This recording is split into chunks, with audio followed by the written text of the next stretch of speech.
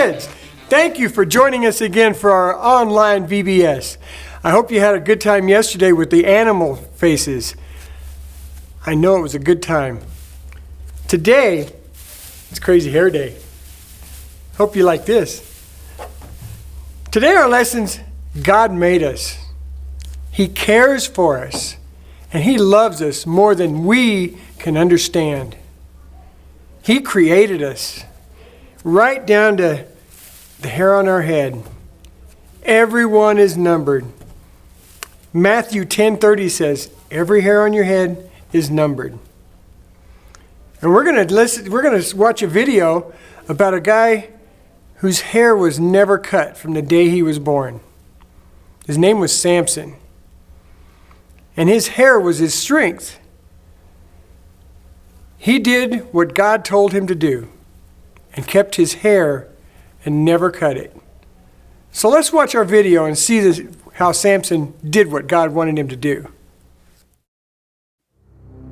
There was a time during the history of the Israelites where their disobedience grew so rapidly that the Lord handed them over to the oppression of the Philistines. For 40 years they suffered and longed for someone to set them free. During this terrible time, there was a man named Manoah from the tribe of Dan. His wife was unable to become pregnant. They desperately longed for a child of their own, but it never happened. One day, an angel of the Lord appeared to Manoah's wife and told her that she would have a son. She was excited, but found it hard to believe. The angel of the Lord appeared a second time and told her that she was not allowed to drink any wine or eat any forbidden food. He also told her that the boy's hair should never be cut. This was to be a sign to others that he was consecrated to God. When the boy was born, she named him Samson. Samson grew up to be a strong young man. He had long hair, and his mother made sure that he obeyed all the instructions the angel gave. Samson was blessed by God, and God's Spirit began to work in him. One day, while Samson was in Timnah, he saw a beautiful young Philistine woman. He liked her very much and wanted to take her as his wife. There was just one problem. The Philistines were Israel's enemy. Samson told his parents about his plan, but they were not happy. How could their son even think of marrying a Philistine girl? They were Israel's enemy and treated them poorly. Little did Samson's parents know that God was planning this all along. Samson, after all, was to be Israel's judge, born to free them from the oppression of the Philistines. The plan went forward, and Samson was set to marry the Philistine girl. The girl's father gave Samson 30 young men to be his companions. During the festivities of the wedding, Samson told the men a riddle and said he would give them 30 fine linen robes and festivity garments if they could solve it. Then the men forced Samson's wife to entice him to tell her the answer. She succeeded, and the men won the bid. Samson was furious for being tricked. He had to keep his end of the bargain and was forced to give the men their 30 linen robes and festival garments. In order to do that, Samson killed 30 men and stole their linen robes. What's worse, when he came to take his bride, he found out that someone else had married her in the meantime. Samson was going to get even with the men who tricked him. He captured 300 foxes and tied torches to their tails. The foxes ran like crazy, setting everything on fire. All the crops and trees burned down. Now the Philistines were angry too. They, in return, went and killed Samson's previous wife and her father. When Samson heard the news, he was furious. The situation escalated. At that time, both the Philistines and Israelites saw Samson as a problem.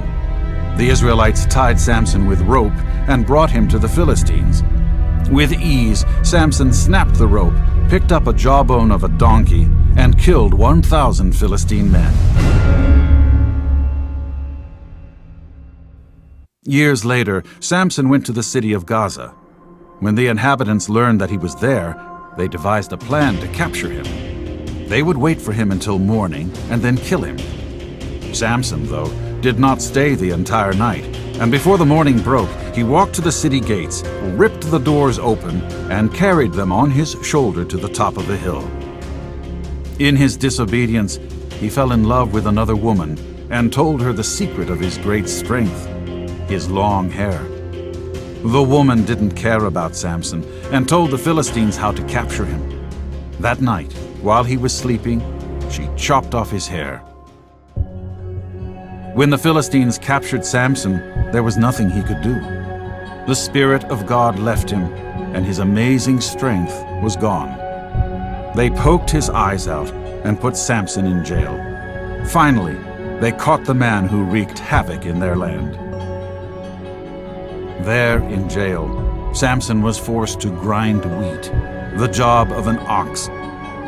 What the Philistines did not realize was that Samson's hair was starting to grow back. One day, the Philistines took Samson out of prison. Samson came to stand between the pillars supporting the roof of the building where the festivities were held. Blind and weak, Samson asked one of the servants to place his hands on the pillars.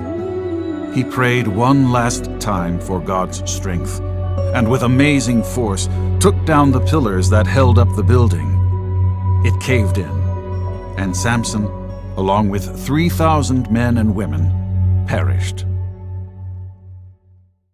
Now, as you saw in the video, God told Samson's parents what they needed to do, and they did exactly what he told them. Samson grew up, did what God told him to do. Never cut his hair, and he grew to be a strong, physical form and a godly man, doing what God wanted him to do. And when he failed to do that and let it slip that his hair was the source of his strength, that he should never cut it, and his hair got cut, then Samson failed. He was taken into captivity. They poked out his eyes and made him work as an ox, grinding grain. But as his hair grew back, he got stronger again. And one day when he was on display, he asked God to give him strength one more time. Had him put his hands on the pillars. And he brought the Colosseum down, not only on himself, but on everyone there. He did what God wanted, right down to marrying a Philistine woman that was their captors at the time. But he did God's will, knowing that that's what God wanted, and that God knew him from before he was born and what he was going to be. And just like God knew Samson before he was born and told his parents what to do, God knows you the same way. He knew you before you were born, before you were a twinkle in your mama and daddy's eye. And he's got the hair on your head counted right down to the last one. They're all numbered. And all you need to do is stay in relationship with him. Pray to him. Read his word. And not really just pray. Talk to him. He loves to hear your voice. Loves to hear what you have to say. And that is our point for today. That God knows you. From day one. He knows right where you live. Right now. And knows your heart's desire. And that's our lesson for today. I hope you guys tune in for the rest of it. Remember, at 4 o'clock is our live devotionals. So please join us then.